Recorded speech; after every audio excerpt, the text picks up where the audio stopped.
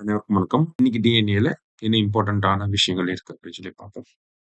First one பார்த்தீங்கன்னா, வந்தே மாதரம் 150 அப்படின்னு சொல்லி குடுத்திருக்காங்க. அதாவது இந்த வந்தே மாதரம் அப்படிங்கிற பாடல் இயற்றப்பட்டு 150 வருஷங்கள் ஆகியிருக்கு. அததான் இன்னைக்கு நம்ம இந்தியா ஃபுல்லா செலிப்ரேட் பண்ணிட்டு இருக்கோம். சரிங்களா? நவம்பர் 7, 1875ல நம்மளுடைய பங்கிம் சந்திர சாட்டர்ஜி அவர்கள் என்ன பண்ணியிருப்பார்னா, இந்த வந்தே மாதரம் அப்படிங்கிற பாடல வந்து எழுதியிருப்பார். அதன் பிறகுதான் ஆனந்தமடம் அப்படிங்கிற அவருடைய படைப்புல இந்த பாடலும் இடம்பெற்று அது வெளிய வந்திருக்கும். நம்ம அப்படிதான் படிச்சிருப்போம். இருந்தாலும் அவர் அந்த பாடல தனியாகவே எழுதியிருப்பார்.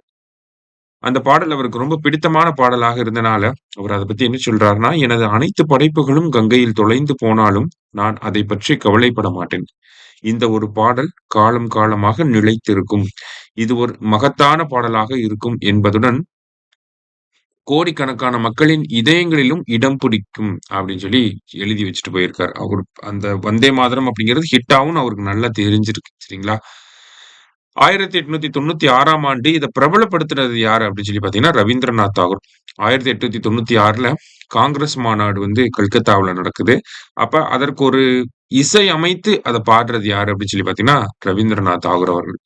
எக்ஸாம்ல ஒரு டைம் கேட்டிருந்தாங்க. முதல்ல இந்த வந்தே மாதரம் பாடல் எந்த காங்கிரஸ் கூட்டத்துல பாடப்பட்டுச்சு? அதனுடைய தலைவராக யார் இருந்தாரு? அப்படிங்கிறத கேட்டிருந்தாங்க. ஸோ இந்த காங்கிரஸ் கூட்டம் கல்கத்தால நடந்தப்ப அதனுடைய தலைவரா இருந்தது ரஹ்மத்துல்லா சயானி அவர்கள். சரிங்களா?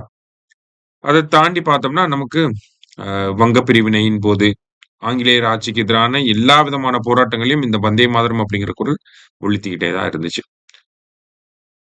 அதன் பிறகு பார்த்தீங்கன்னா, ஜனவரி 24, 1950ல இந்தியாவுடைய தேசிய பாடலாக இது ஏற்றுக்கொள்ளப்பட்டுச்சு. சரிங்களா?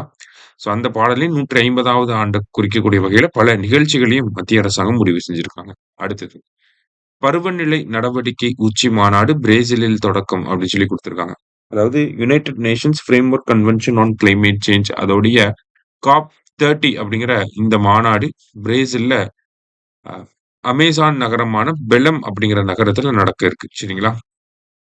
ஸோ முக்கியமான தலைவர்கள் யாருமே இதுல பங்கேற்காம இருக்காங்க. முக்கியமா அமெரிக்கா, இந்தியா, சைனா, ரஷ்யா போன்ற நாடுகளின் தலைவர்கள் இதுல பங்கேற்காதது கொஞ்சம் ஒரு ஒரு ஒரு இன்சிக்னிஃபிகன்ஸ வந்து காட்டுது. இருந்தாலுமே அமேசான் காடுகள் அழிவு, புவி வெப்பமயமாதல், அ இந்த மாரியான விஷயங்களுக்கு வந்து நெறைய விஷயங்கள டிஸ்கஸ் பண்ண போறாங்க அப்படிங்கிறத நம்ம எதிர்பார்க்கலாம். ஒரு அமேசான் காடுகள் அதிகமா இருக்கக்கூடிய நகரத்துல நடக்கிறதே வந்து ஒரு பெரிய முக்கியத்துவம் தான். ஏன்னா, அமேசான் காடுகளே பார்த்தீங்கன்னா, கடந்த 50 ஆண்டுகள்ல 17% வந்து அழிஞ்சு போயிருச்சு. சரிங்களா? ஸோ பிரேசில்ல நடக்கக்கூடிய இந்த பருவநிலை மாநாடு அப்படிங்கிறது, அமேசான் காடுகளுடைய அழிவ தடுக்கணும்.